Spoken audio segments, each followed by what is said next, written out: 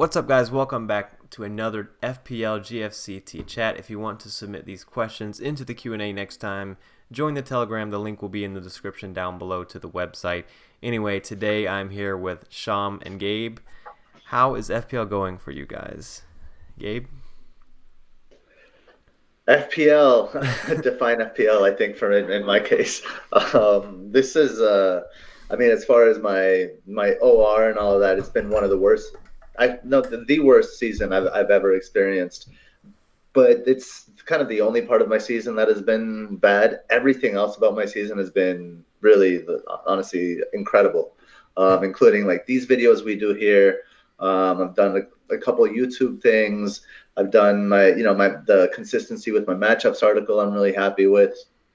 So FPL is great. My rank, not so much. How are you doing, Sean? Well, that's a statement that I can pretty much copy and pretty much just copy and paste, right?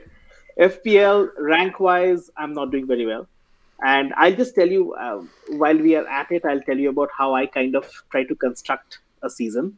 But I'm at more than a million, 1.16 million. The last week was good. I got around 86 points, so that was decent. But kind of what I can construct as game week targets is that at game week 13 plus 13 plus 12, right? That's 38 game weeks. So what I think is I take stock of my performance at game week 13. If I'm around 100K mark, I really would consider that I should be, targeting the top 1K, right? Which is pretty much what happened last season. This season, if I make around a million, if I'm around just inside a million, just about inside a million, I'll be targeting 10K. That is probably pretty much where I stand.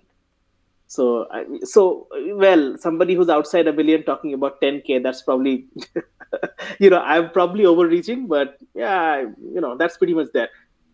What I really have enjoyed this season is the volatility of it. And I think that will continue. We haven't had so many good, I've been playing this game for a bit. We haven't had so many good players consistently churning out performances on a consistent basis. So many mid-price players opening up a situation of getting as many big players as possible as well. So these are the challenges that good, serious FPL players look for, and I am loving this season. Absolutely loving this season. The challenge is wonderful. This interaction is great. This is pretty much the first time I've done something like this. This is great. Answering questions is great. I'm terrified, absolutely terrified of it. I have serious stage fright, but hey, I don't mind doing this. This is okay. I can live doing question and answers with friends who I can talk with. So there we are. All right, so How you doing, Chase? well, for me personally, it's going pretty well in terms of rank. I'm the team's not looking too great right now, but I got a red arrow. I'm down to 125K, which is still at this point I'd take that Nice. any season. Yeah. But other than that, it's going all right. I'm in the middle of. I've probably got 5 more days left of college online classes until I graduate. Wow. Wow. So that's what I'll be doing That's after for you. this, listening to an Fantastic. audiobook for a paper I have to write. Mm-hmm. So yeah, slow down the process of my FPL regular YouTube videos. And also, thanks for giving me my channel back after the hijack last. That was Thanks for paying the ransom there, Chase. There we are. And our first There we are. question comes from somebody that was in that video. It is Ajit, of course. He says, as I can't be a part of the Q&A session this coming week, I would love your opinion on a few questions. Number 1, a lot of managers are getting rid of DCL, citing his tougher fixtures coming up. What would you suggest we do despite Everton dipping in form? He continues to reward his owners. Gabe, what do you think about this? So my opinion on DCL is the following. I mean, one, consider his price. I think I understand why people are thinking of getting rid as other assets are emerging. I do, however, think it's a little bit of FOMO going on there, and I think FOMO is going to come up again later in another question that we have. So it might be a theme of today's conversations. And I think that inclination to get rid of DCL comes from fear of missing out. DCL, people are citing the loss of Dean to DCL's production, and I think that's a fair shout because Dean is such a creative player for them. But DCL's production historically is tied to Richarlison. And as long as Richarlison is on the field, DCL does well. So I have some stats that I pulled up a couple weeks ago for my, I think it was one of my matchups articles. So shots inside the box actually it might have been on the last, I might have mentioned it on the last Q&A session here, but shots inside the box per 90 for Calvert-Lewin with Richarlison is 3.2, without it's 1.7. Shots on target with Richarlison it's 2.5 per game, without it's 0.7. Big chances 1.66 per game with Richarlison, 0.33 without, XG 0.9 per game with Richarlison and 0.34 without. It's almost a guaranteed goal a game, almost, not quite. And if you look at his production, that's exactly what he's giving you. So for me it's not an option. DC, as long as Richarlison is in that team, DCL stays, and I think he's not fixture dependent because of the way he finishes. Players that understand space and get in with a one-touch finish, the only way to defend that is to anticipate it. And you have to be a really, really special defender to anticipate that consistently for 90 minutes, given these stats of DCL with Richarlison. So my call is hold. I say hold DCL. I don't see any reason to get rid of him. What do you think, Sean? I'll go one step further. I'll say if you haven't got him, buy. So Bye. Yeah. So look, the thing is, and this is something that Gabe and I had been talking about, that we can, we'd be happy to disagree. Gabe and I are friends, and we've been discussing this with each other for a while. If we can disagree without being disagreeable, right? In this case, we wouldn't be at all. I am pretty much on the same boat as he is. And we had discussed this stat last time as well. Look, with the hopping in, hopping out, ho-ho phenomenon, right? It is good to do with the really expensive players. You jump into Sterling, move off to Salah. That's a captaincy option, and you might want to consider that. With the $7.5 million type kind of price point players, the normal way of playing it, and this is like, pretty much like chess openings, right? You play the standard opening unless you have something really innovative in mind or something really has changed. The standard opening with the $7.5 million and lower players is if they are performing, hold. Right? If they are not performing, if they have absolutely flopped, still hold unless you have really got somebody, as in if somebody's form has started dipping. If somebody has flopped, you'll throw him out. But if somebody's form has started dipping, you still continue to hold unless there is somebody else that has come in that is substantially better. This FOMO thing, the standard way of playing is not doing that with the 7.5 less than $8 million players. That's the standard way of playing. Again, you can change if you want to. The standard way of playing is holding on. I would hold on. I would buy if you haven't got him. Is 8 million. At 8 million too, he's a reasonable price. So yep, I'm in agreement with Gabriel. What do you think, Chase? Well, I have thought about getting rid of him just because I'm like, if I really need this money from Calvert-Lewin to Bamford or something like that, then I could do it. I don't really want to spend a transfer on it. And I looked at the fixtures and I'm like, and I sort of feel like this is always going to be the case. But I looked at the fixtures and I'm like, okay, Chelsea is not an easy matchup, obviously. But after Chelsea, they play Leicester, Arsenal, and Sheffield. Now, if you look on fixture difficulty, it'll say that Leicester is the same difficulty as Chelsea, which is just not the case. And then Arsenal has a 3 difficulty. I don't necessarily, who knows? But it's a pretty easy matchup for Calvert-Lewin. I think he has a good chance of getting points, especially against Arsenal and Sheffield. And Leicester, I could see him doing something as well. It's not like he plays, Chelsea, then Liverpool, then Man City. But he does have Man City coming up soon. But the point is, I don't think the next 4 are as tough as it may look. And the next one's hard, but it may be a case where you could say, okay, if somebody made the case that they were going to get banned for over him on Wildcard, I could understand that because of the fixtures, but I just can't make myself use a transfer on Calvert-Lewin out. And I agree with what Gabe said about with the way he plays, getting the one-touch finishes. It sort of helps him to really only need one, maybe two chances in a game, and then he's got a goal. And he's just proven so good at getting those chances. Anyway, so yeah, in general, I agree. Keeping Calvert-Lewin is just the sensible option. There's probably a better place to spend transfers. I also bought him at $7 million, so to getting him back in would be terrible. So yes, we agree on that. Most managers are downgrading across their teams to fit in a heavy-hitting midfield. Ajit also asks, how should one look at the pros and cons between a balanced team and a super premium midfield? Sham, what do you think? You can have, how many super premiums do you want? Would be my question. Would be my first question on that. If you're looking at 4, you'll never have a balanced team.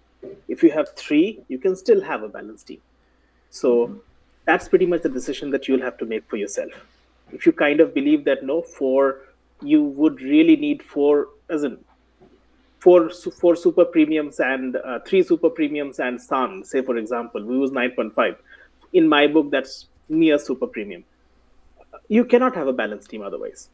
You simply, whatever permutation combination you make, you cannot have a balanced team. You still have maybe a 4-way rotation between 4-way rotation between $4.5 million players and one defender. So you'll one reasonably priced defender. So you'll never have a balanced team with 4 super premium midfielders, and you can always build a balanced team with 3 super premiums. That's pretty much the decision you'll have to take. I would go with the three super premiums plus and a balanced team. Gabe? That's Gabe. Yeah. So I did some funny math here. I made up some math. This is not scientific. It might not even be mathematical. So take it with a huge helping of salt. Sure. But I went exactly that scenario, Shom. If you have 4 super premiums, right, you expect them to return maybe 70% of the time, right? 75% of the time, something like that. Mid-price player, you're looking at about if they can return maybe when they're in form, maybe 2/3, 2 out of every 3 games they're returning. But generally, if we're going to average it out, we're looking at about 60% of the time. And then the cheap options, you're looking to get probably between 1/3, right, and 1/2 returns. Right. Correct. If you have 4 super premiums, you're probably only going to be able to afford 2 mid-priced options. Right. I'm talking about in the starting lineup. That's 6 players, which means that you're doing 5 cheap options. So what I did was 4 times the 70% plus 6 times the 6 or 2 times the 60% plus 5 times, and I put it at 40% for the super cheap ones. And you add all those together and you get a kind of a coefficient of 5. Right. That's the super premium approach. Now let's take the balanced approach. You get 3 super premiums, so it's times 0.7. So it's times that 70%, right? So that's 1 less premium, which with 1 less premium, you can now have, I think, 5 medium priced options, go from 2 to 5, because you're basically splitting it in 3 and using one of the cheap options to buy that medium option, right? So for example, a 12 million player can turn 3 cheap players, 4.5s, into 3 mediums, 3 8.5s, right? Mm-hmm. So we're looking at 5 times 60%, and then we have, and so that's 3 times 70%, 5 times 60%. That's 8 players. So then you only have 3 cheap ones, so it's 3 times 40%, and the coefficient comes out to 6.3. So 6.3 for the balanced team and 5 for the super premium team. I think maybe we need to add a little bit more to the super premium team, because when the super premiums hit, there's higher upside than the premiums. Right. So when they return, they don't return at the same rate, right? So even if you add a whole 1 point coefficient, the balanced team slightly edges out the super premium approach. So that's kind of how I calculated it, and it's about value, the value of the points that you're getting, your points per million or your value added per million, VAPM. So I go for the balanced approach, like Sean. Right, I agree. I'll just add a small little thing to your math. saying that the 5 to 6.3, it will probably be a little less lopsided because when you consider the captaincy option. But we'd also have to consider that even if you get 4 super premiums, you cannot captain 2 of them. You can only captain Right. one. So I'm pretty much on the same boat. In fact, the back end math that I have done is pretty much with that as well. As in the underperforming players, the lesser players get between 110 to 130 for the season. The super premiums, probably there'll be 3 super premiums who'll be getting 220, 230, and there'll be one guy who'll probably be getting 260. Nobody gets 330, like 300 points like Salah. That's an exception season. Nobody gets that year on year. 260 is 260 and three 220s are normal. And you can pretty much get that 260 and a couple of 220s and balance out the other 220 points with just balance 150, 160 point seasons for the rest of them. You can do it in points per game as well. But I'm on the same page as Gabriel, and we are not disagreeing at all. Anyway, That'll come. That'll come. that will come too. Chase, how about you? What do you think? The one thing I would say is it depends, like, which path is easier for you to get, depending on how your team is set up. So, like me right now, I have Jota and Mahrez, and I'm not completely sure about them, like, with the way, I don't know, in terms of long term, I'm definitely keeping Jota for this week, but I'm looking at a way to turn that into a De Bruyne somehow, especially considering I have 1.2 in the bank, and I've got Mahrez, who's close to that super premium range. I'm like, I can turn him into De Bruyne, and then maybe I won't have to cut back too much elsewhere. But, I mean, it sort of depends on independent players a lot of times, and how much value you think you can get out of the cheap players that you have. So if you already have players like Grealish or whatever, I don't know. It just may be easier in some situations or harder for others. But I don't really think it matters either way. But just don't try not to like flop back and forth between like one strategy and another. It's good to just sort of stick with one, because I feel like there will be some fear of missing out. That's like, you sort of have to resist it when you see all these big players, but you just can't have them all. You can't. Everybody wants all the premium players, but some of that's just fear of missing out, and you got to be able to accept your 5-pointers from Bamford or whoever it may be. So Ajit's next question is, the January fixtures should be out soon, and I will be using my wildcard then. Would you prioritize using the wildcard to target the double game weeks, or balance that out with longer term planning, as the next double game week is currently expected in game week 26? Now, literally like 5 minutes before we started recording this, there was a double game week announcement from Ben Krillin that game week 18 fixtures, including West Ham's and West Brom's, have been moved to game week 19, and we expect more to do the same from game week 18 to game week 19. Now, I know Sham has some opinions about wildcards, so Sham, I'll let you handle this question first. Sure. So this is where the disagreement starts, right? So this is how. So by the way, the initial discussion that we had about the wildcard says that West Brom and West Ham would be having a blank 18 and a double 19. So this is just setting the context. Aston Villa, as of now, will be having 2 games pending. So they'll be having 2 double game weeks fitted in somewhere. Newcastle will be having 1. Man City will be having 1. Man United will be having 1. And Burnley will be having 1. This is important for us to keep in mind. Now, as for the wild cards, the second wild card is something I'm pretty much terrified of.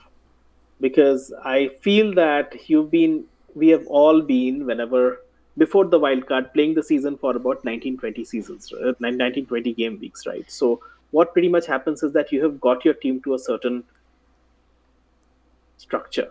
You have figured out a certain way of playing. A wild card changes everything.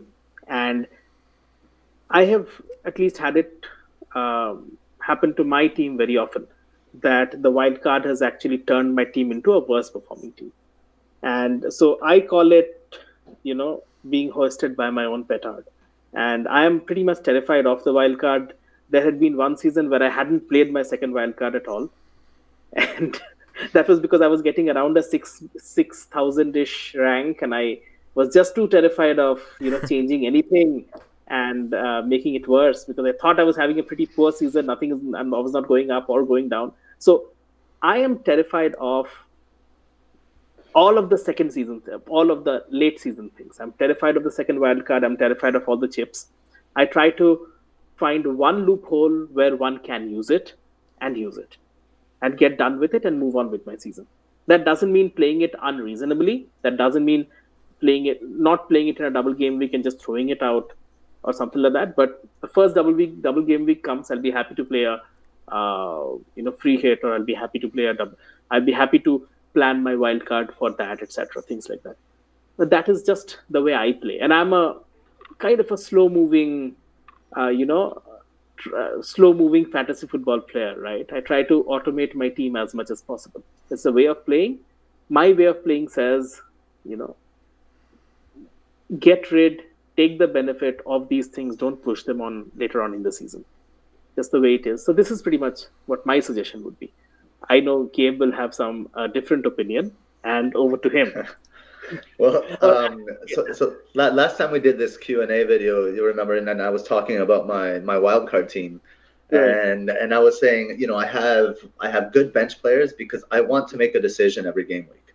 Mm-hmm. So in that sense, this is where we play absolutely opposite styles. Right. You want to automate your team.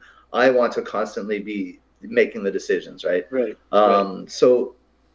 And it's interesting that back to the fear of missing out kind of theme for this Q&A, you have like fear of not missing out. Like you want to miss out on right. Like just you don't want to mess things up. Yeah.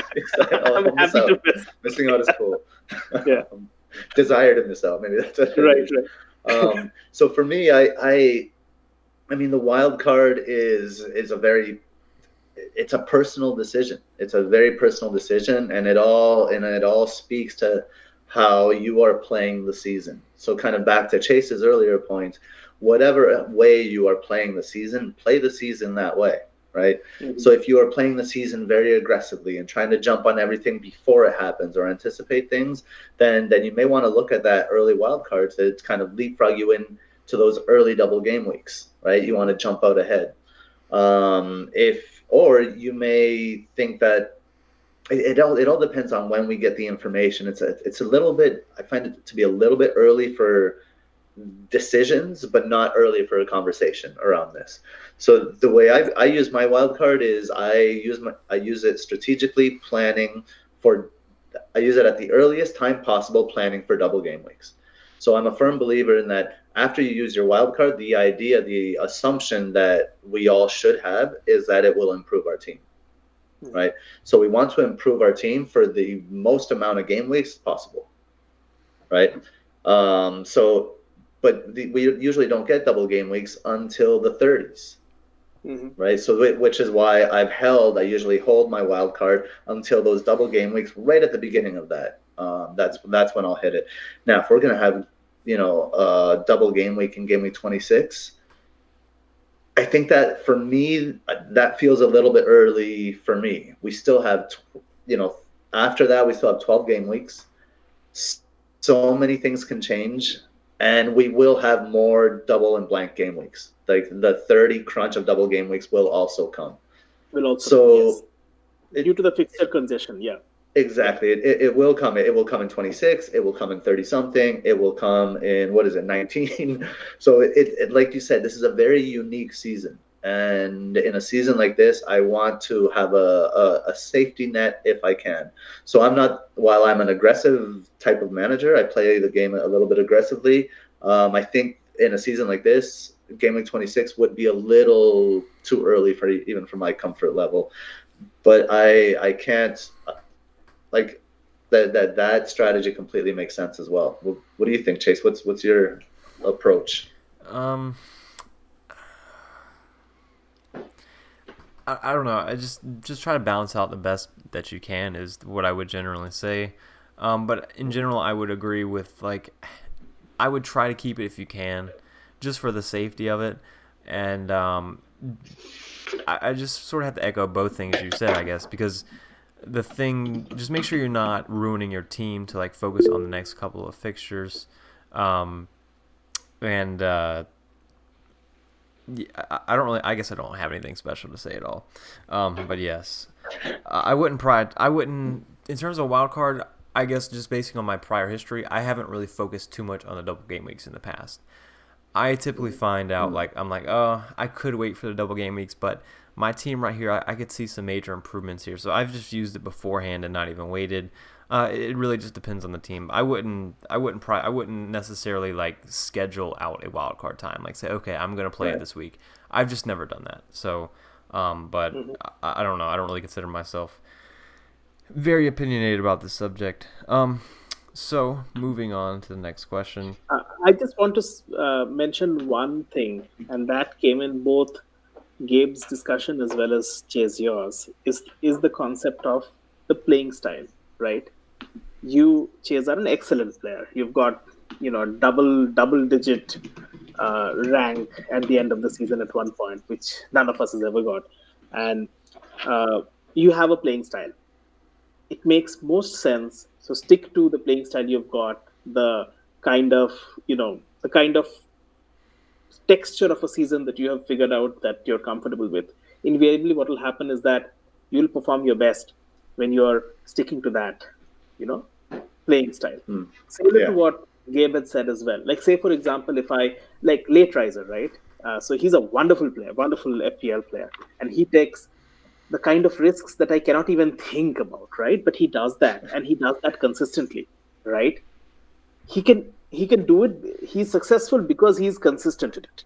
He's consistently playing that thing over and over. He's consistently looking for that upside, right? If I try to play that, I'll be probably a million rank. And I'm not really a bad player myself, right? But if I play his style, I'll be a million because my playing style is completely so much different from his. So, point very well taken. Playing style matters. Mm-hmm. I agree. And actually, thank you for saying that because I'm like, it's important to like make sure you're not, I don't know, trying to replicate somebody else because, especially with people that have years of experience playing FPL, you get better at playing a certain style over another. And then, unless you really want to change styles, then go for it. But, changing styles, it becomes almost you're playing a different game, right? You think, I'm good at FPL, but if you change the way you play completely, you may not be as good. The skills may not transfer completely. So, that's a great point. It's actually, you're playing a different self. We are most comfortable in our own home. So, well said. Hashtag stay at home. Well done. Well played. Right. So next question, is this from AT? I'm not sure, but he asks about Tottenham. A big decision for a lot of us right now. Is there any point overthinking about Son and Kane? They keep raking it in. Moving them out is the only way I can get any Manchester assets. Bruno/KDB/Jesus/Aguero. I've had them since forever, so I lose a chunk if I transfer them out. Gabe, what do you think about transferring out these players? I mean, I'm glad we just had the conversation we had because I think that's the answer to this question. What I have here, I underlined Son and Kane ? And then I wrote style of play, be yourself. Look, and then underneath that, I underlined only way I can get any Manchester assets, and I underlined that, and I said, don't play with FOMO. You have players, you got players for a reason, and those players are performing, and you're all having a great time, and you have a great relationship. Then continue having that relationship with those players. Don't, look over across the street and see the Manchester assets over there. Just because they're having a party doesn't mean your party's not off the hook too. So, I wouldn't. Jesus and Aguero aren't. I wouldn't go for any of them. If you want Bruno, then sacrifice someone you have. If you like the ones you have, then don't sacrifice them and don't get Bruno. It's right now. It's all good. It's all juicy. And to add to the party analogy, I'll say, sometimes you got to walk a good distance to get to the other party, and by the time you get there, the party may have stopped. So that's a great point. That's a perfect. Yeah, that was awesome. That's it. Well done. Sheesh, you know what? We should have some of these conversations, some of these snippets of conversation, cut down and put in as we should good flash idea. them up. Yeah. FPL words of wisdom, that kind of thing. This is becoming a pretty good conversation. I'm liking this, By the way, so this is about Tottenham players. I'm an Arsenal fan. We got as badly thrashed as we can in a 2-0. So I'm not very happy about this Kane and Son conversation. But yeah, they're doing very well. And if I haven't had Son or Kane throughout the season. The reason that I'm in 1.1 million, if I would have had them, I would have kept them. Mm-hmm. Yeah. Yeah, no. I wildcarded, and when I wildcarded, I took Son out, which was an okay decision because I got the immediate points from Bruno. But other than that, it wouldn't have been worth a transfer for me. I would not have gotten rid of them. So I think keeping them long term, I'm not looking at getting rid of Kane. It's like we talked about. I'm not really looking at switching up my big hitters at the moment, and it's for the reasons you said. I'm not trying to leave the Kane party just yet. I mean, the thing that sucks is with Son and Kane always assisting each other, and with they're both high ownership. Whenever they do that, I lose rank. Like even though I have one, like, Wow. but I'll take it because just because I lose rank doesn't mean it's not best for my team. So. And when Bruno hits, you gain rank, and that's the seesaw of FPL. Yeah. I just want to say something. At the start of the season, what I really thought was when Son and Kane were like assisting each other, they've been doing that from the start of the season, right? What I kind of anticipated was Bale would come into the team and he'd take in some of the, score and assist mantle from these guys. And say, for example, assume that Bale has come into the team. Right, that a Mourinho team will be winning 2-0, right? There'll be one Kane goal, one Kane assist, and one Son goal and assist. If you have to divide that into 3 people, suddenly none of them become that attractive at their price. Mm-hmm. But Bale hasn't played, so that has kind of put paid to some of my ideas. They have done really well, and that's one of these points to be considered as well. Yep. So yeah, that was the snippet that I wanted to add. Hey guys, I'll just drop out for about a minute. I'll just fill up some water. I'm really thirsty. I'll just come back. Please continue. I'll be catching up with you. No problem. So the next question is: my score so far has been heavily influenced by 4 players: DCL, Salah, Son, and Kane, with contribution by Jota, some Grealish and Chilwell, Justin, and Kanza. I'm, for the moment, in full mood to let all of them stay and tinker around the edges for a likely differential or injury cover.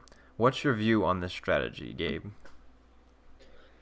Yeah, I mean, I think if, kind of dovetailing on our previous conversation, I think if you're happy with your team, I think this is a great strategy. Fortifying the bench for the fixture crunch is some housekeeping that needs to be done probably by many teams. And then, the conversation we had earlier, just preparing for double game weeks and blank game weeks, I think is also, just fortify your foundation around the edges. I think that's definitely the way to go. And that's kind of like what you were talking about, Chase, as well. With, there's no reason for you to, get rid of Kane for anything or anything like that. You just work on other things. Yeah, I agree. I feel like that's a major part of FPL. Like that's a high percentage of FPL is like, okay, I built my core structure. Now let me just try to maximize points in the ways that I can in terms of, blanks and targeting maybe a cheap player with a good fixture run. That's, of course, I feel like it's perfectly fine. So who are the good bench fodder to look at? Someone who gets play time to come in handy and avoid loss in value. So now that these double game weeks have came out, the first couple of ones, I think you're going to be looking at bench fodder that you can play in the double game weeks or the blank game weeks, like whichever one you need. So if you look at your team and you're like, okay, right now I have 4 players blanking or whatever, and I want to make sure that I can fill up a team of 11 players for the blank game week. Like if that's your goal, if you're not free hitting or whatever the case may be, then you get players that you can put on your bench, but then play them when the time comes. That may be a good option for now. Of course, it could also be the opposite of that, where you're like, okay, I need players on the bench that can that play in the double game week. So for right now, for me, for example, I like the look of Sufal and Masuaku. I know they're not they're not 4.0, but they're pretty cheap defenders, and I have 2 of them, and I'll play both of them in the double game week as long as I can hold them that far. So you're looking for something like that where they may not be valuable over a super long period of time. If they are, then great.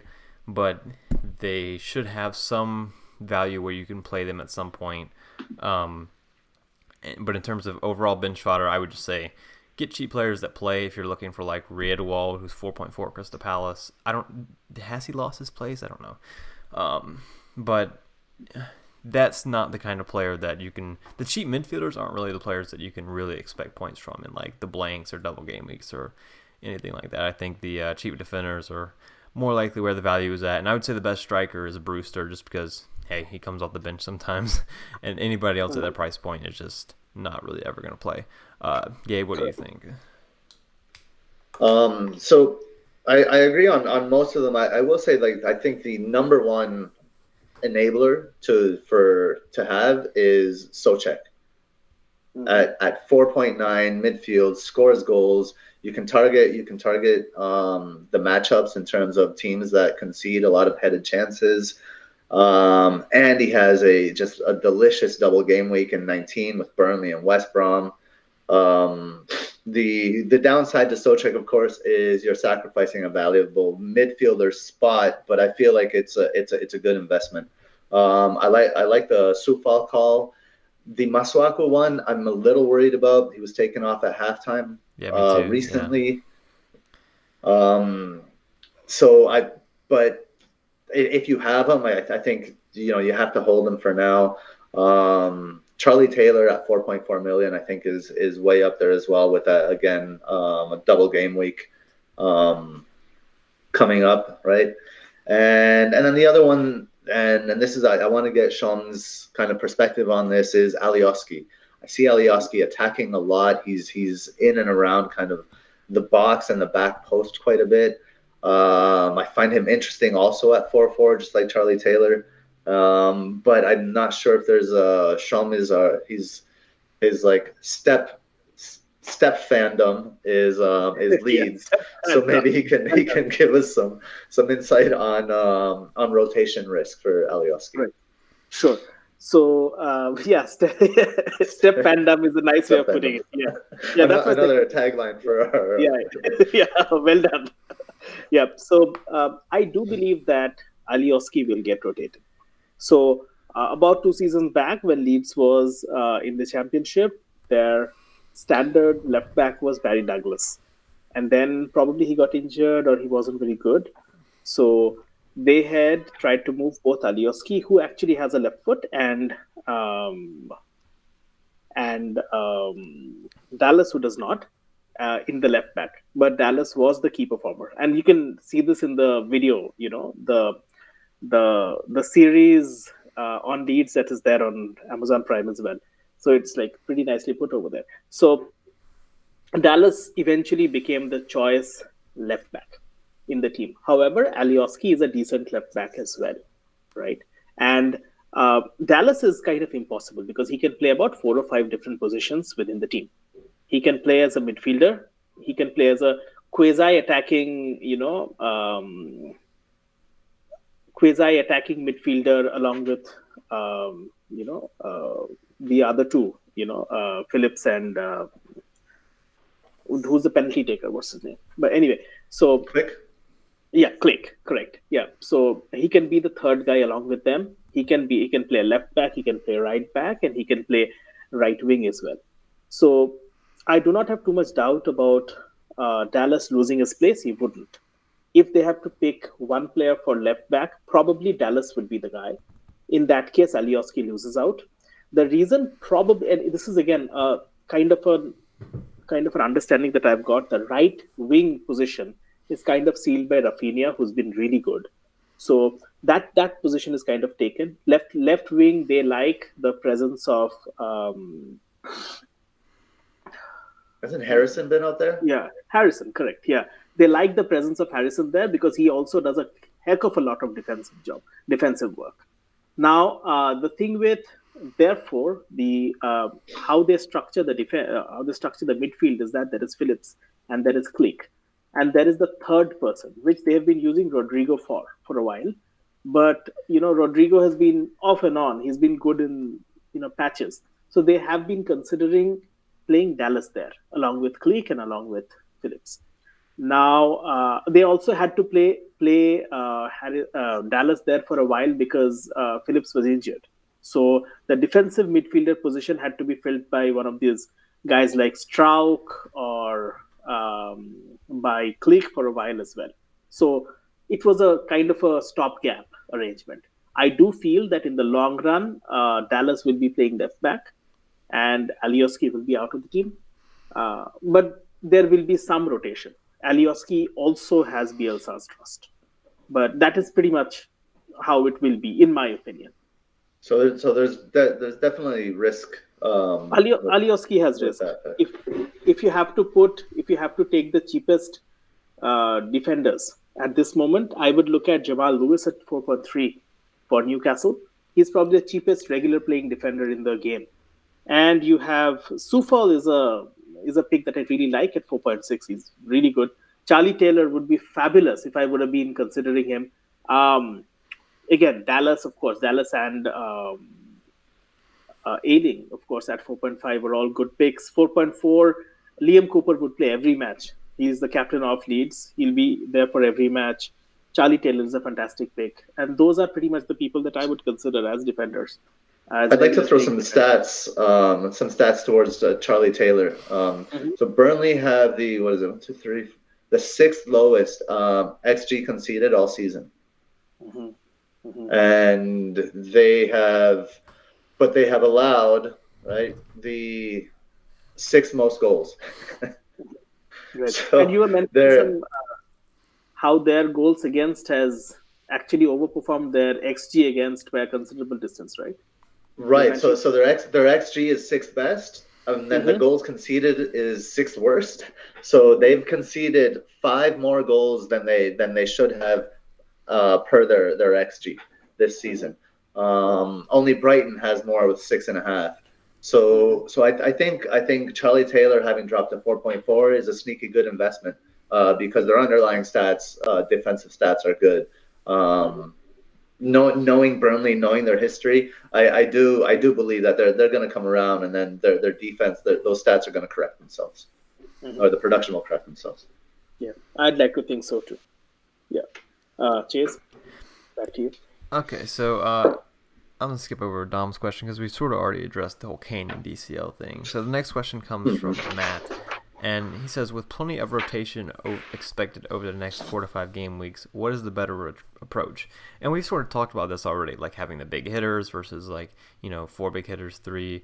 But his first question is carrying the holy trinity of KDB, Salah, and Bruno, so you always have one playing, and using transfers to shore up the bench options and plan for the upcoming double game weeks, or using transfers to switch between the big hitters to captain whoever was rested the previous game week. To start off, I would just say, regardless of your strategy, because I think either way can work, I would just make sure the players you're transferring in probably don't have rotation risk, or minimize it as much as possible. So, not players like Jota, I already have him. Keep him for the Fulham game, of course, but after that, he may be somebody to get rid of because of rotation. So that's my sort of idea on this. Sean, what do you think? Yeah, I would be in agreement with that, and especially for the kind of player that I am, rotation risks drive me crazy, and I have Cancelo in my team. He got me a nice 6-pointer last game week, and he's got wonderful attacking stats. But I am terrified by the presence of that guy in my team. If I have a spare transfer at some point of time, which I never will, I'll change over to DS. But yeah, I am in. But DS also got rotated as well. Exactly. So you can't own the only City defender you can own is Ederson. Indeed. Or I can just take a call that Dallas is my 5th defender, and he'd always be there in my team, come whatever may. I'll go play with Cancelo if he comes in, and I don't think there is an example of Cancelo coming in late in the season, right? I do not know. I just quickly check the stats.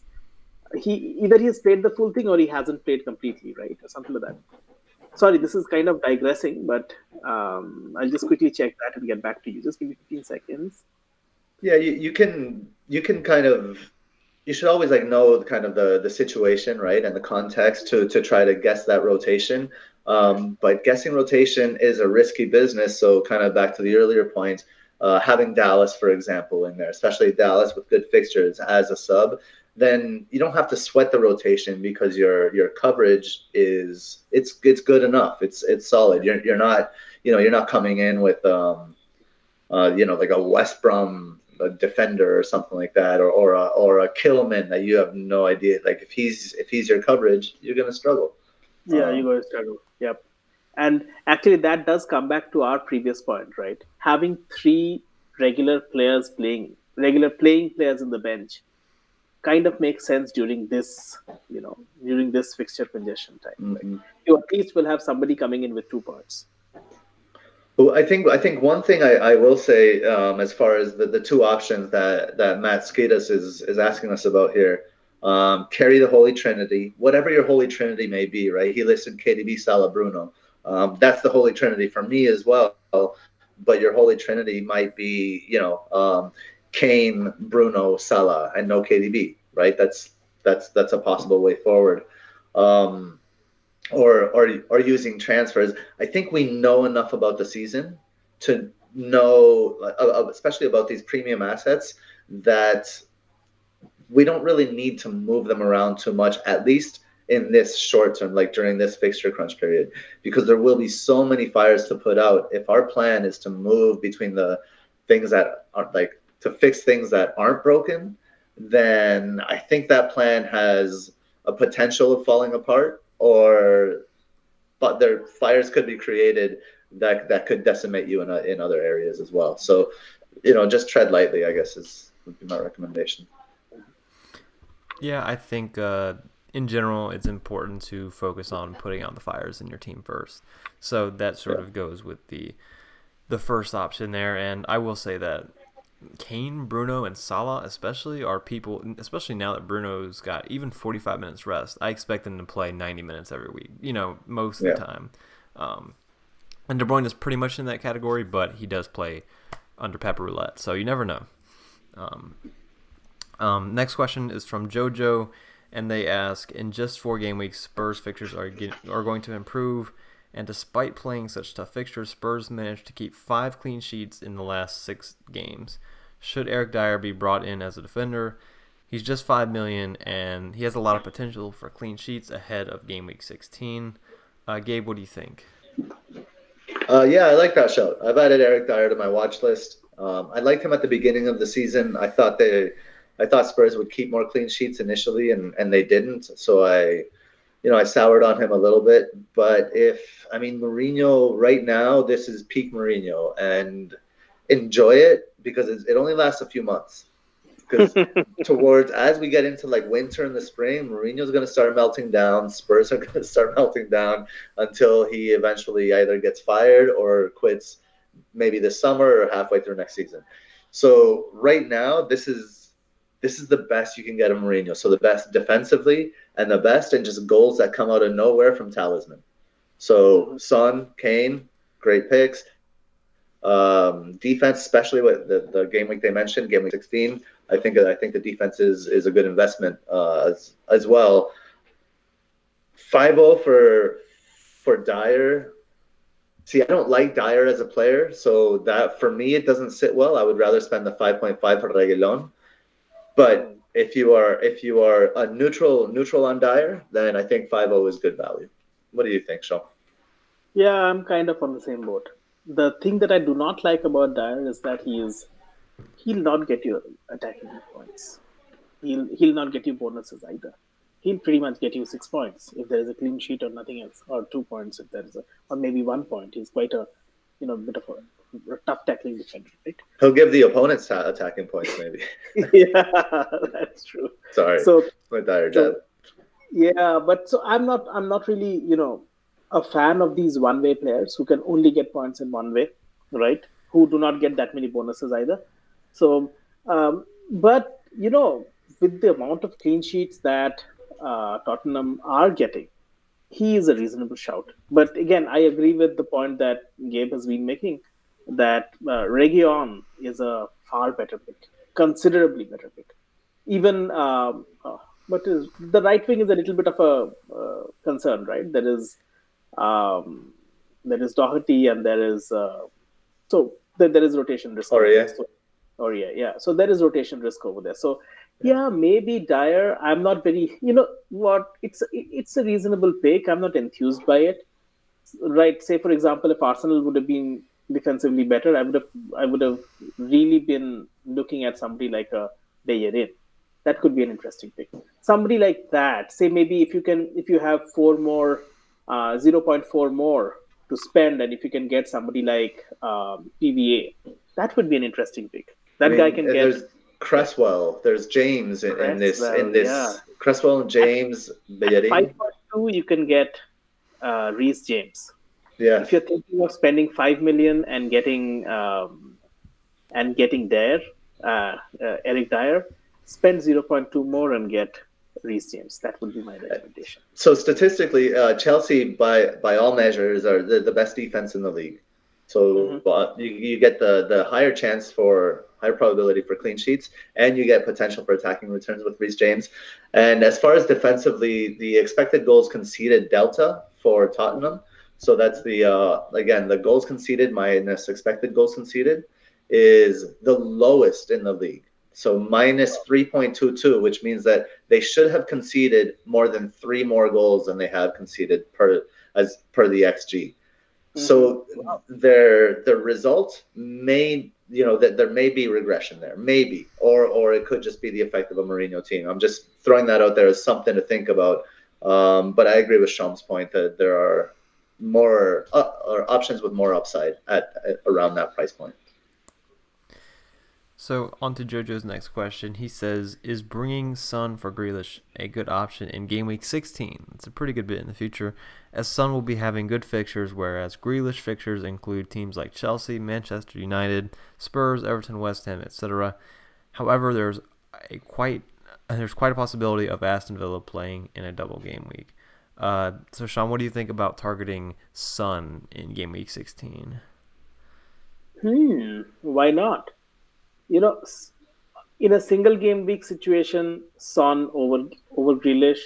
If Grealish has a double game week in 16 or somewhere nearby, then Grealish becomes a better fixture. Aston Villa will have two double game weeks in the near future, right? So all those things have to be considered as well. But Son is probably at this moment on form the best player in the league. So Grealish is very good, but Son is a different league at this moment.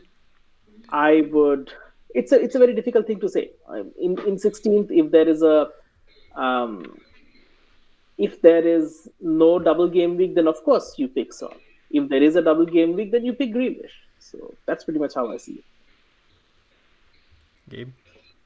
Yeah, I mean, I would generally agree. I say maybe keep Grealish for if I'm not sure when his double will be, but he's guaranteed 2 double game weeks already. Pardon me, there may be more. I would ask, back to an earlier point, is Grealish a fire to put out? Grealish is a good option, even given those matchups, because he has 2 assured double game weeks. Son is a good option because he's in great form and he has easy fixtures starting game week 16. So you have 2 good options. So you're moving from a good option to a good option.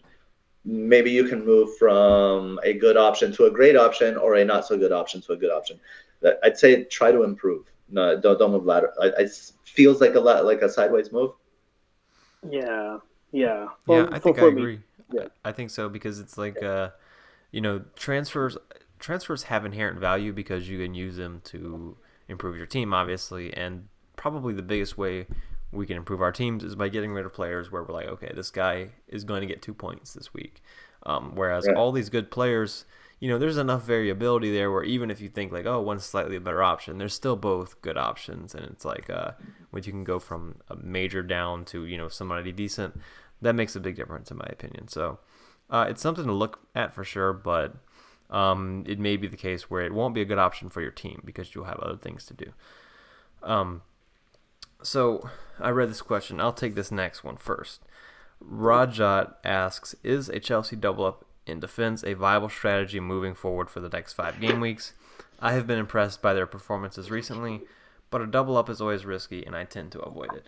Now, as somebody that has a Chelsea double up and also has a West Ham double up on my bench, I will say this. So, you seem to let's accept the fact that you like this Chelsea defense. Matter of fact, let's just say this. Let's imagine that there is a competition where, or not even, let's say a competition. I have to transport eggs, and by transporting these eggs, let's say I have to transport 2 eggs every week, let's say, or every day.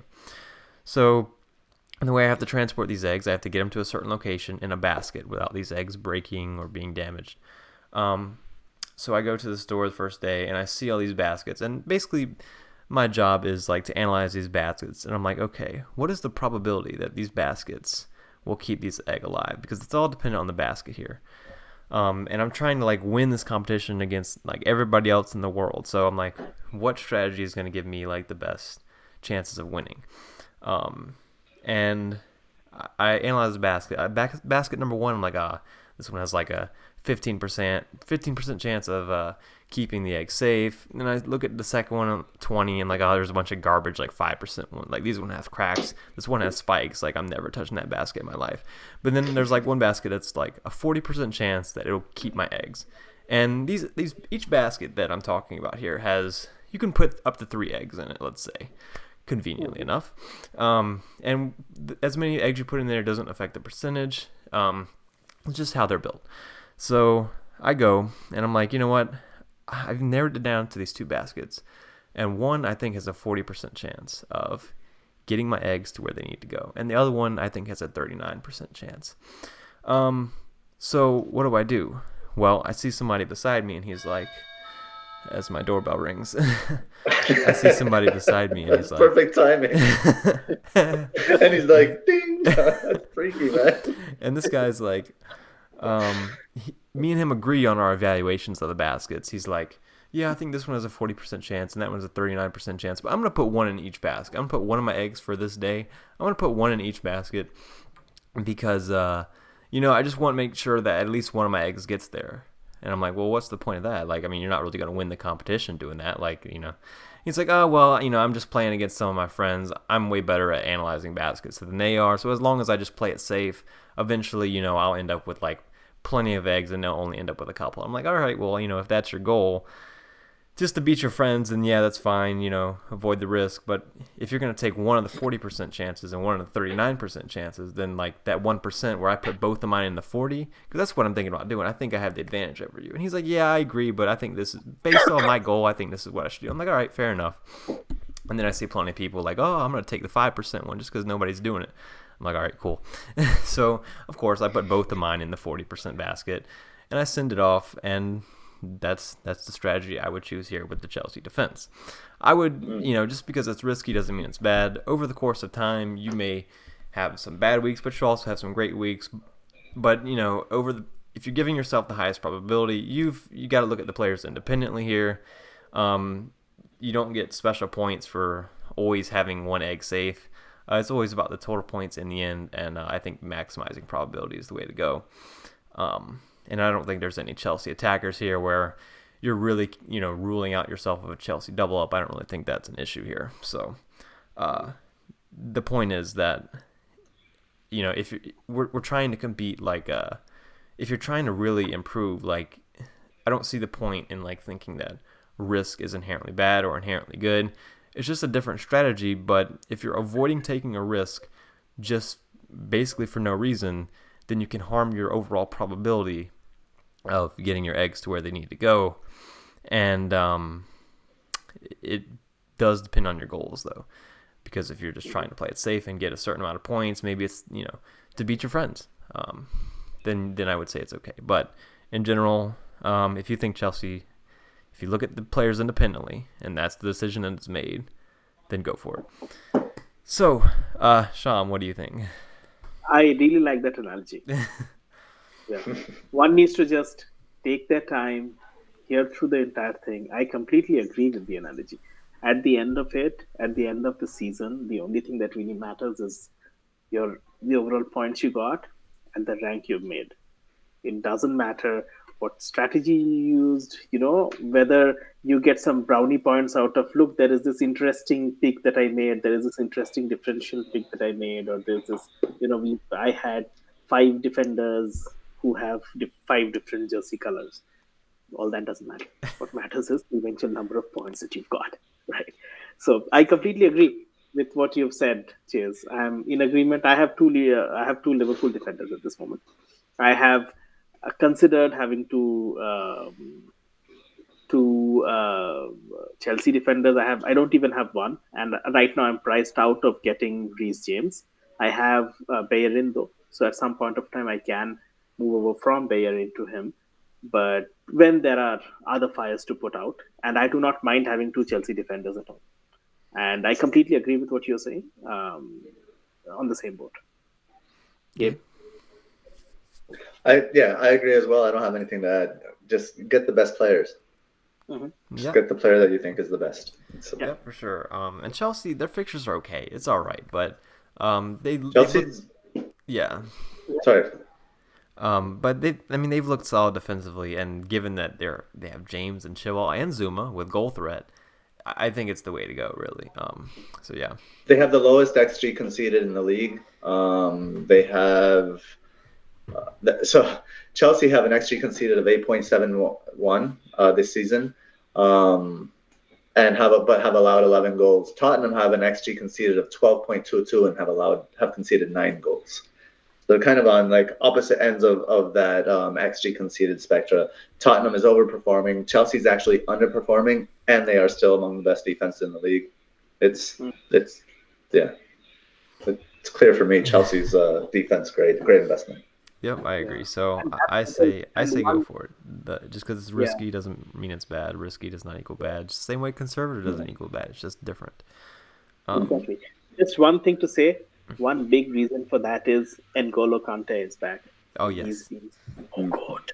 He's He's so been good. like Leicester level, right? Seriously, Leicester season level. He's pretty much the best defensive midfielder in the world, right? And has been for the last 5 years. Peak N'Golo Kante makes a big difference to any defense. Yep. I throw Casemiro into that, but that's a little there's a little bias out there. Conte's work Fair rate enough. is not matchable by anyone that I've seen. So moving on to the next question, we got Dom asking about Newcastle. If the upcoming Newcastle game is also postponed, then there could be a double game week schedule for Newcastle apart from Wilson. Which other players are good FPL prospects? So I guess let's talk about Colin Wilson here. What do you think about him, especially if he gets a double game week, Sham?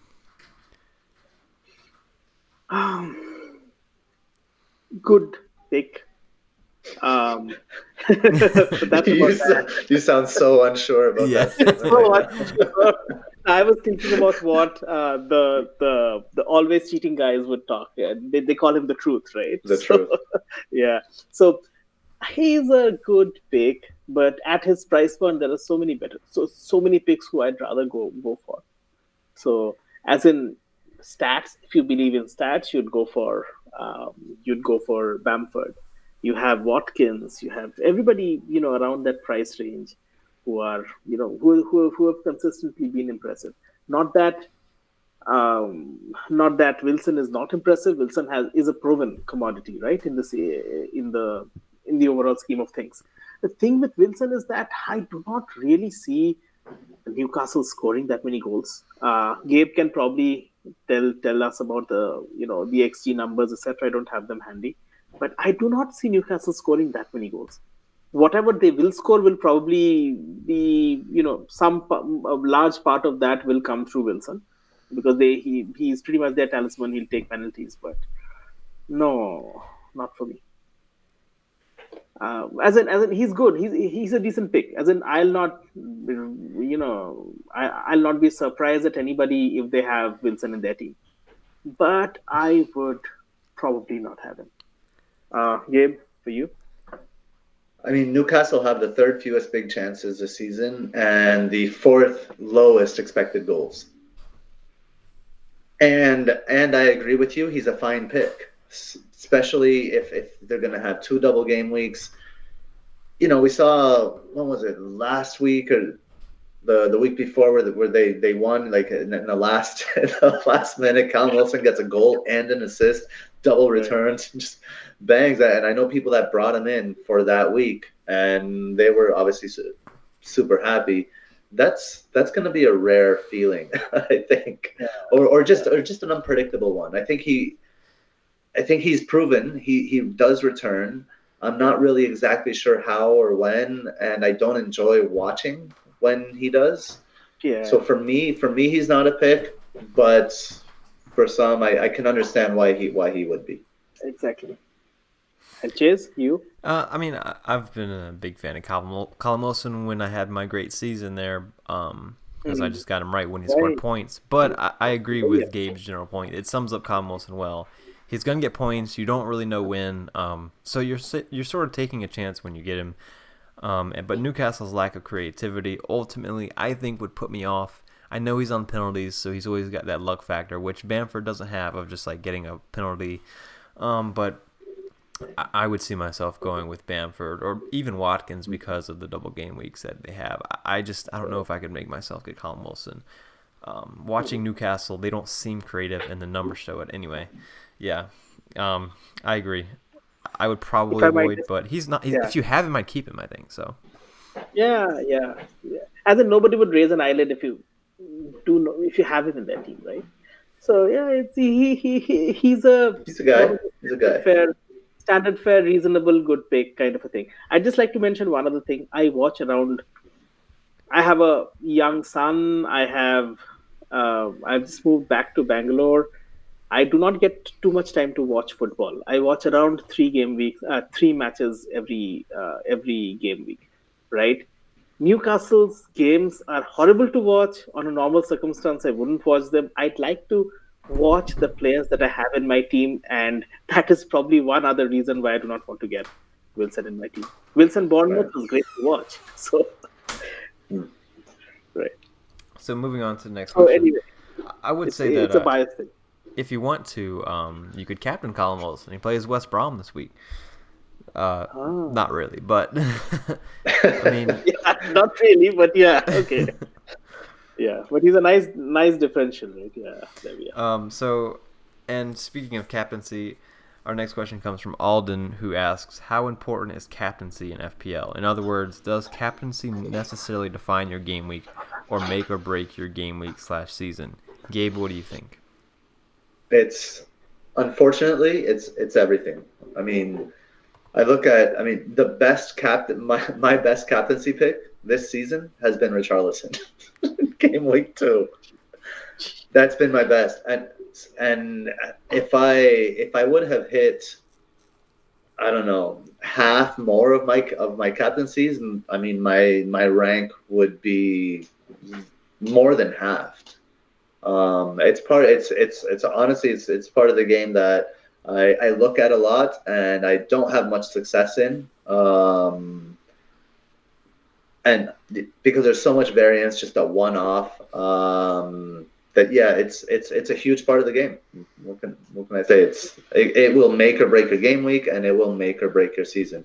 For example, I just crossed the 100-point captaincy mark this past week. That's how I was at 94 after 10 game weeks. Sheesh. That's quite rough. Just a average is about maybe double that. So if I were to add 100 points to my total, I would be having actually a very respectable season. So the way I look at it is, look, my process is good, my selections is good, my lens is focused, and I'm just missing out on captaincy because of bad luck. And I'm not doing rogue captaincies either. They're all very obvious choices. Usually one of the premiums. The only time I went differential was that one time with Richarlison, and that was the best, my best one. So it's just, honestly, captaincy that's where people talk about luck versus skill. I find captaincy is the luck.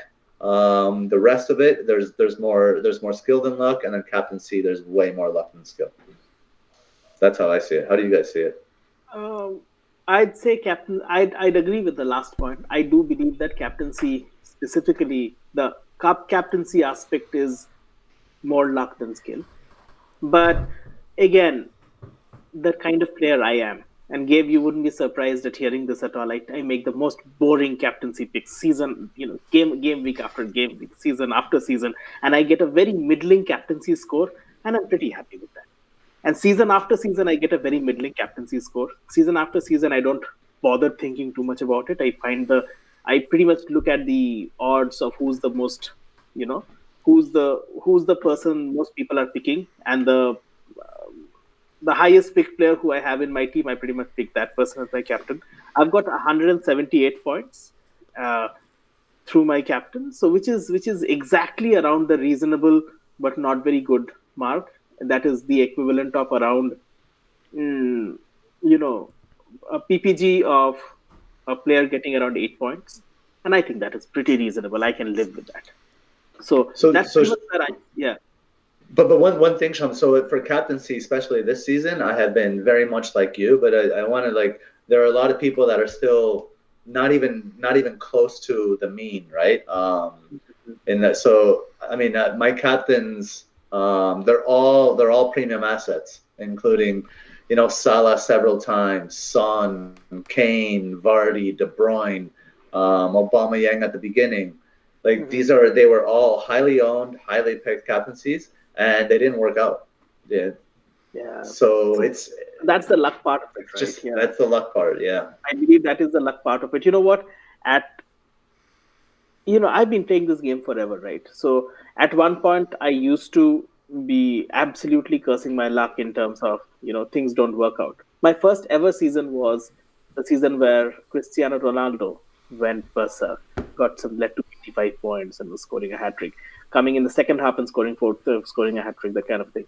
And I had Fabregas, who was playing really well at that point as well. It was pretty much my first season. I started from game week 2 in that season. And I remember that I was actually thinking with my captaincy.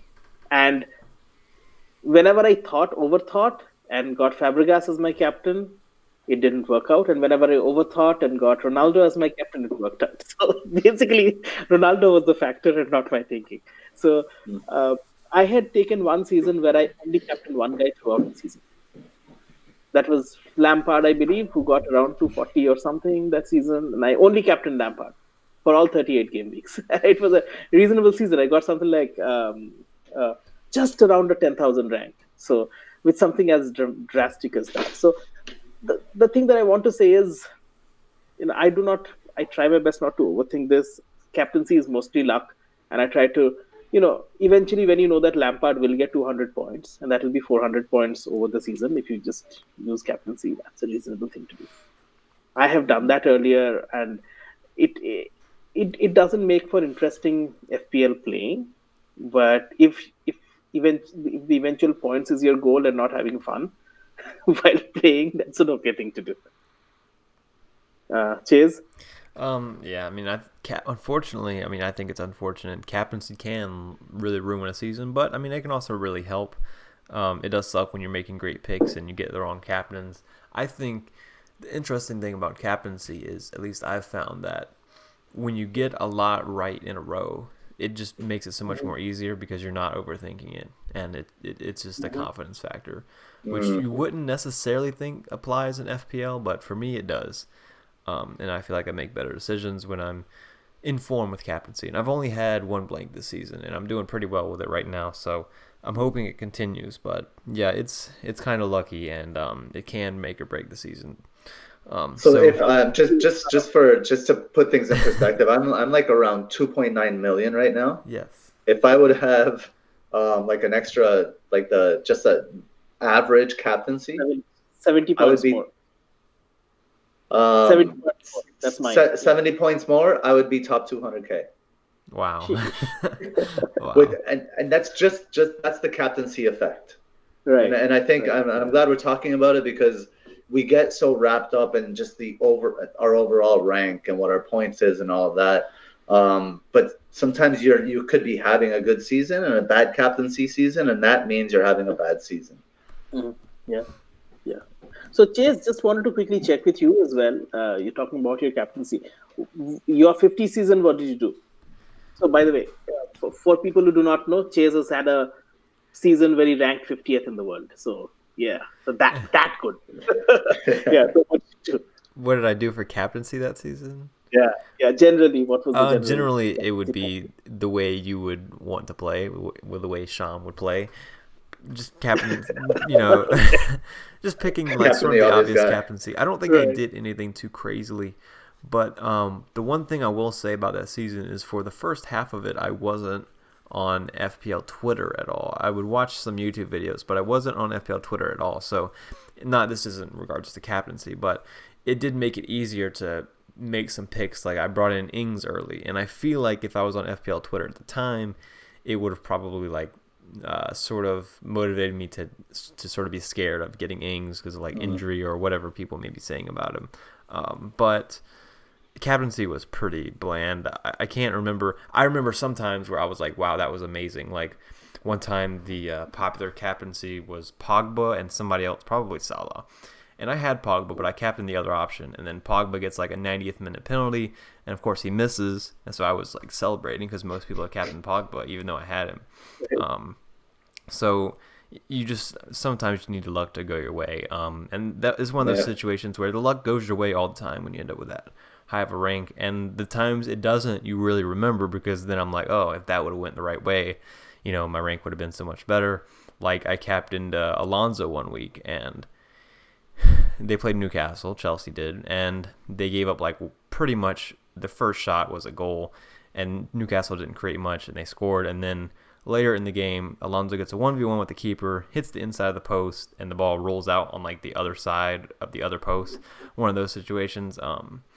So basically what I'm saying is you just get lucky. You really get lucky a lot. But yeah, I don't feel like I did anything too crazy. People may think that if you're that high, you have to like do something crazy at some point. But that season, I also triple captained Shane Duffy and got 1 point. Well, times 3, which is 3. So, you can't have some fails in there. And that was probably the craziest thing I did, and it went wrong in terms of captaincy. So, yeah. I did captain Shane Duffy in that game as well, and I got a triple captain 1 point as well. Yeah. Though my rank was 90,000 at the end of the season. Yeah. So yeah, that was so crazy. If only anyway. So If only, I know. Yeah, my God, that would have been a single digit that you're talking about. Yeah.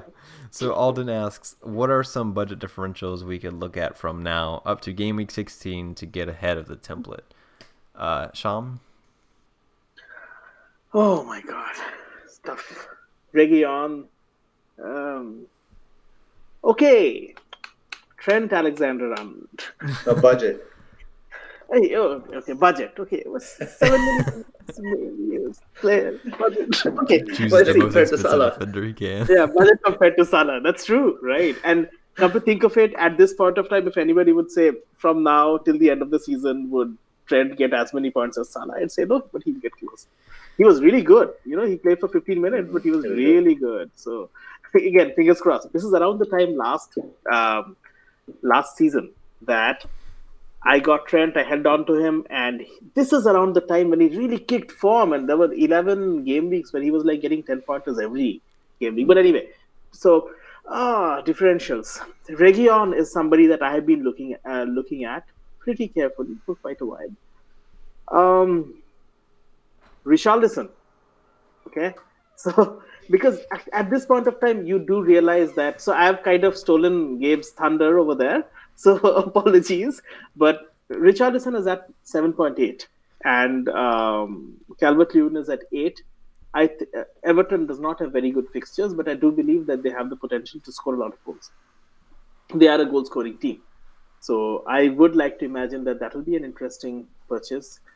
Amongst midfielders, low-priced midfielders, do you consider Zaha as low-priced? I think Zaha would be a good pick.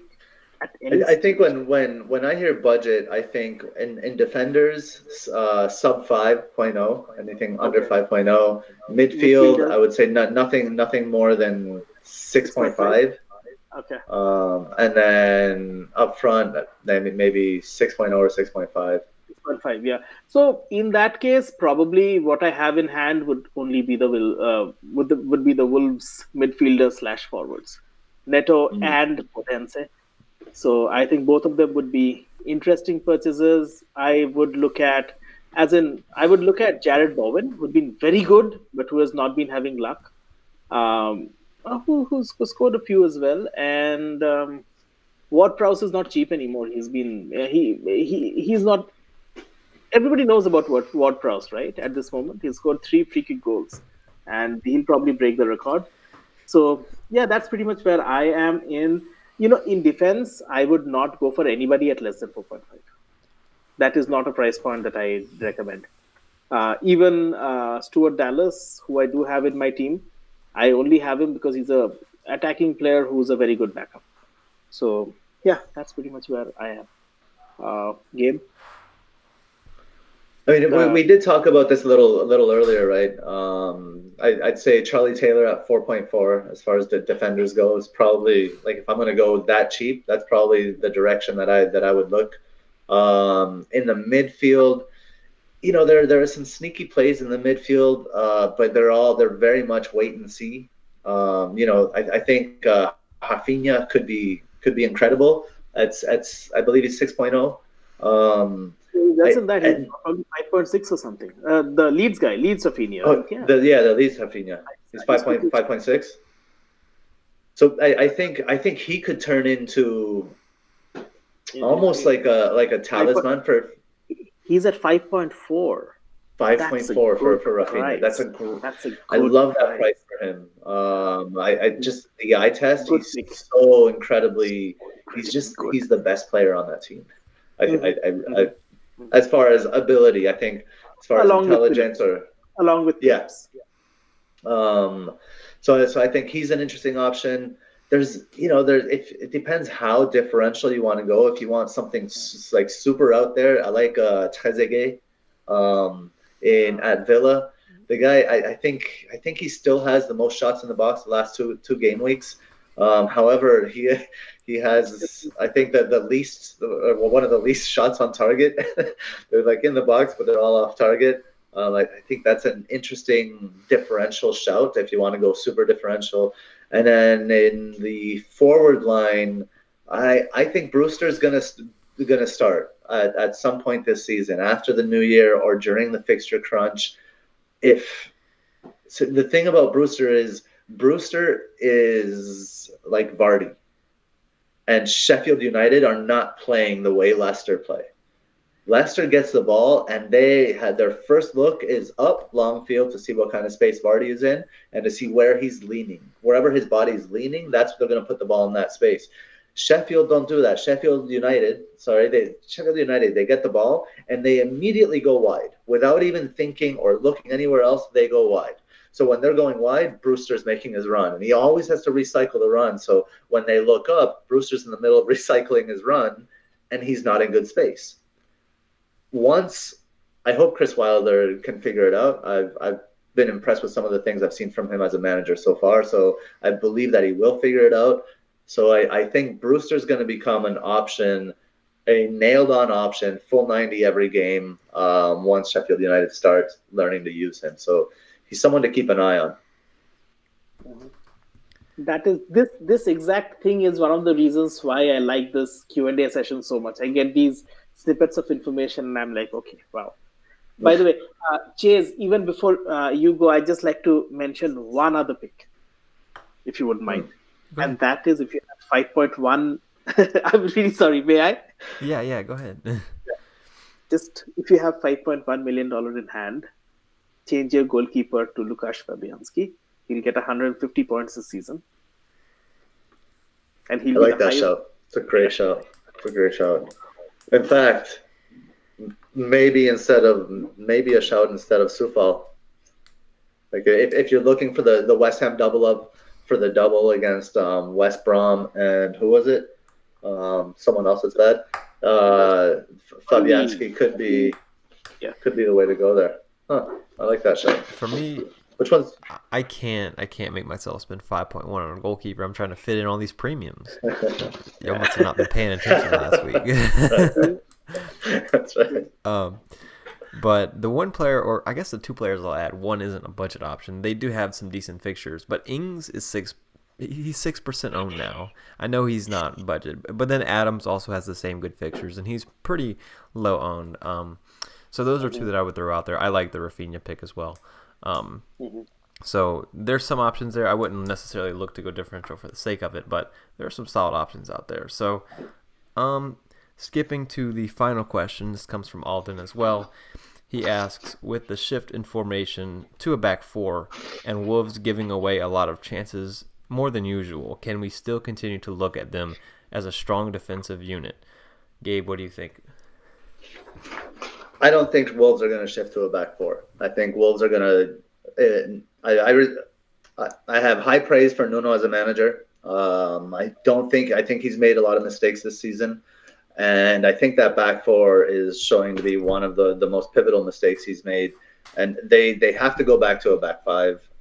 So I think they will be. They'll be kind of what they always are, maybe ranked between, I don't know, 4th and 7th or something like that defensively as far as XG conceded and big chances conceded go. So the problem I have with the Wolves back line is, one, the price point of their players, and then the uncertainty of the value players, right? Like Marcel provided fine value when at wing back, and then he got moved to center back, and then he got rotated out. And so until there's some kind of, we've always been reliant on this back five of Wolves, right? It's always, and until we see that consistent foundation return, I'm not really that interested. And if I were to be interested when they do provide a solid back five again, it would probably be the currently unpopular Semedo.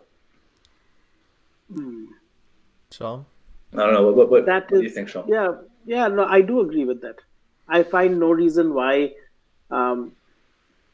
Nuno in the long run will continue to, not employ the back five. That is pretty much part of their DNA. They've been playing that for the last 4-5 seasons. Mm-hmm. So, and very soon Johnny Otto would be back, right? Early part of the next year, Johnny Otto would be back, and that would cover up their left back, right, position. Ait Nouri is not bad actually, but Johnny Otto is he's been there, done that, etc. Right wing Semedo is fine. He's still trying to, again, I like the pick. He'll take a little bit more time. Again, I wouldn't go for him because for the simple reason that he hasn't quite found his feet yet. Next season, he'd be probably a pretty decent pick at 5.0. So let's see. Yeah. So the left-sided center back is a difficult position. Marçal can play that. Our friend Sayes can play that. Kilman can play that. That's the cheapest regular defender slot. You do not know who's playing that. And you can always, with Cody, the problem is that Cody is exactly like another player we had spoken about just a little while back, Eric Dyer, right? Cody would not get anything. He might get an assist. He might get a bonus here or there, but he'll not get goals. He'll not get assists, and anything like that. So again, I do not like Cody for that reason. He's a pretty boring pick. Cody is fixed pretty much for my draft teams, right? Because nobody picks him, and I pick him pretty late, and he gives 6 points regularly. And Boli gets the bonuses, but Boli is 5.5, so it's tricky. I'm waiting for Johnny to come back there. Mm-hmm. So yeah, Chase, you? Yeah, I typically love Wolves defense. I typically really like them, but right now with other options out there, and once we start talking about rotation with defenders, I'm really not into it because we can get 4.5 million defenders, especially with these blanks and doubles coming up and with these congested fixtures in here. We can get 4.5 million defenders that play every week. I'm not interested in their defenders at the moment. It's one of those things for me where I'm not going to try to predict anything with them. I'm going to wait till they impress me to even consider them again, just because of the options we have. Not that there's great options, but I'm not too interested in them. So yes, that concludes the Q&A. Thank you guys for watching this far. Gabe, Sham, thanks for joining me again. Anything else you would like to add? Thank you, Chase. Thanks for hosting as always. A bit of a long one for everyone this week, but it's good as we're all preparing for the festive fixture crunch here. So good to get some planning out of the way and some ideas out there. and some more of the classic GFCT one-liners that we need to like really like put on a plaque and promote somewhere. So always a pleasure, fellas. Really. Yeah, we really should do that. Yep, this is really wonderful. Love the session as always. And you know what? The good part is that we can, for all practical purposes, I'm here shooting the breeze with people who are as crazy about fantasy football as I am, and people who I can have a discussion with. We can, respectfully disagree with as well, which is pretty cool, which you do not find in too many other places. So, too many other discussions such as this. So this is pretty cool. Thanks, Chase, as always. I remember the last Q&A session where we were totally flying off the handle, right? This time, thanks for keeping us under check. Yeah, that's right. Yeah. Hopefully this week continues to go pretty well for me. Oh man! But if you're interested in any GFCT clips, guys, I'm talking to Gabe and Sham here. Contact me. I'd say December 12th. Until then, I'll probably be pretty busy. So who knows? And congratulations, Kate. Thank you. Really, all the best, man. Last stretch. Get it done. Yeah. I can't blow it now. Good luck. Dumb too. Good luck. Attaboy. All right. See you guys next time. Thanks for watching, and bye. Bye.